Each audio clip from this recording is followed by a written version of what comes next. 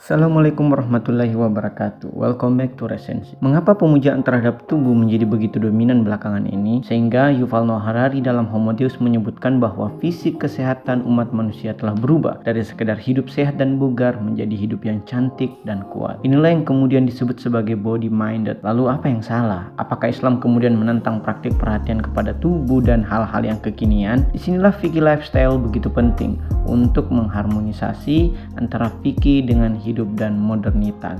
Dalam hadis, Rasulullah SAW bersabda, sesungguhnya Allah Maha Indah dan mencintai keindahan. Itu artinya tidak ada yang salah dengan berpenampilan untuk terlihat indah. Yang salah adalah jika pertama kita meniatkan penampilan indah tersebut demi kebanggaan diri semata, bukan wujud syukur atas berkat kemahaindahan Allah Subhanahu wa Ta'ala. Kedua, jika kita menggunakan zat yang haram atau mendapatkan penampilan indah tersebut melalui harta atau cara yang haram. Ketiga, jika kita mengumbar aurat yang terlarang oleh hukum Islam, yaitu hanya terlihat telapak tangan dan wajah bagi perempuan dan dari lutut hingga pusar bagi lelaki. Itu artinya jika diniatkan sebagai wujud syukur kepada Allah, tidak melalui sesuatu yang haram dan tidak mengumbar aurat, maka berpenampilan indah merupakan sesuatu yang ternilai ibadah atau meneladani sifat-sifat Allah Subhanahu wa Ta'ala.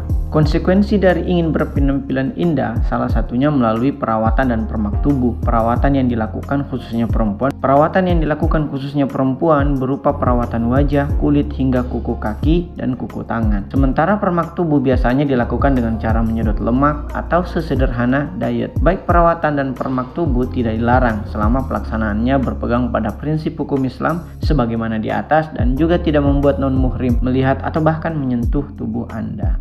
Dalam Islam, kesehatan merupakan salah satu perhatian utama. Rasulullah SAW hanya 2 kali sakit selama hidupnya. Mulai dari pola tidur, pola makan, kebersihan, hingga olahraga merupakan sunnah yang diamalkan oleh Rasulullah SAW dan menjadi adab bagi umat beliau. Bagaimana dengan reproduksi? Mutahari dalam buku Etika Seksual Antara Barat dan Islam menjelaskan mengenai tujuan dari hubungan seksual, yaitu rekreasi, transendensi, dan reproduksi. Islam melarang dengan tegas aborsi, namun memperbolehkan kontrasepsi. Aborsi merupakan pembunuhan janin yang telah melewati pembuahan, sementara kontrasepsi adalah upaya pencegahan sebelum terjadinya pembuahan. Dalam Risalah Al-Huquq karya Imam Ali Zainal Abidin yang memuat 50 hak yang pihak lain mesti tunaikan oleh manusia, salah satu yang paling banyak adalah hak manusia lain. Mulai dari hak orang tua, keluarga, bawahan, atasan, mitra kerja, sahabat, bahkan teman duduk pun memiliki hak yang mesti kita tunaikan. Begitupun dalam 50 dosa besar penghancur amal karya Ahmad Hussein Dastegib menuliskan bahwa kebanyakan dosa besar yang dilakukan manusia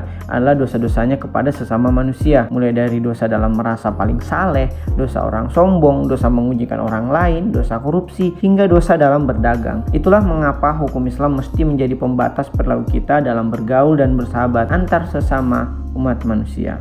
Ridha Allah seringkali berkelindang dengan ridha orang tua. Bahkan Rasulullah SAW bersabda, berkhidmat kepada orang tua merupakan salah satu jihad terbesar. Inilah yang dilakukan oleh Imam Ali Khamenei yang memilih pulang ke kampungnya untuk merawat orang tuanya yang sudah usur di saat Imam Ali Khamenei di usia sangat produktif untuk belajar dan berkarir, yaitu usia 25 tahun. Siapa sangka 25 tahun kemudian takdir membawa Imam Ali Khamenei menjadi presiden Iran dan kini masih menjadi pemimpin spiritual Republik Islam Iran. Rasulullah SAW juga bersabda, mencari rezeki yang halal untuk nafkah keluarga merupakan ibadah dan penggugur dosa-dosa. Sebagai anak kita wajib berkhidmat kepada orang tua, sebagai orang tua kita wajib menafkahi dan membimbing anak, dan sebagai pasangan kita wajib menjadi pelindung satu sama lain. Karena kata Imam Ali Khamenei dalam buku Ketika Cinta Berlabuh, keluarga adalah fondasi terbaik untuk kebangkitan suatu negara bangsa. Tanpa keluarga yang harmonis, mustahil negara bangsa dapat berdiri kokoh. Hobi adalah aktivitas yang dengan melakukannya kita meraih kesenangan dan kebahagiaan. Islam tidak melarang penyaluran hobi selama hobi tersebut tidak menzolimi diri sendiri, orang lain, dan tidak keluar dari prinsip hukum Islam. Begitupun dengan olahraga. Bahkan olahraga merupakan sunnah yang dianjurkan oleh Rasulullah SAW, semisal berkuda, memanah, dan berenang. Nah, untuk hiburan yang merupakan aktivitas untuk kesenangan dan kegembiraan belaka, hukum Islam memberikan batasan sama seperti di atas, ditambah hiburan yang dimaksud tidak mengandung kesia-siaan, mengandung syahwat dan membuat pelakunya abai terhadap mengingat Allah Subhanahu wa Ta'ala. Seperti yang disebutkan di atas bahwa kerja merupakan salah satu ibadah utama dan penggugur dosa-dosa, pekerjaan dan karir yang dianjurkan oleh hukum Islam adalah pekerjaan atau karir yang mengingatkan manusia pada ketuhanan, menambah ilmu pengetahuan, mempererat tali silaturahmi yang membesar manfaat ke banyak manusia, tidak menzolimi diri sendiri dan orang lain, serta memiliki keuntungan ekonomi sebagai nafkah keluarga. Singkatnya, fikih lifestyle adalah suatu upaya mengharmonisasi prinsip hukum Islam dengan gaya hidup dan modernitas,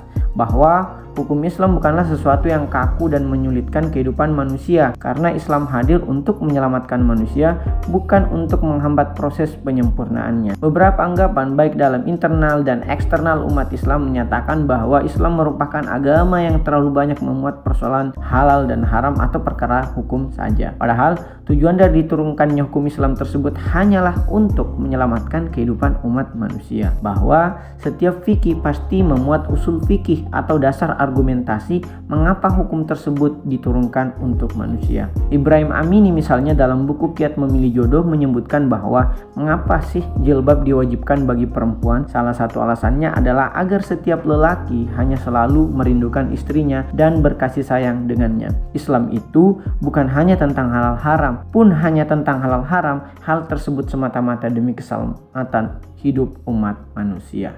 Ada pertanyaan?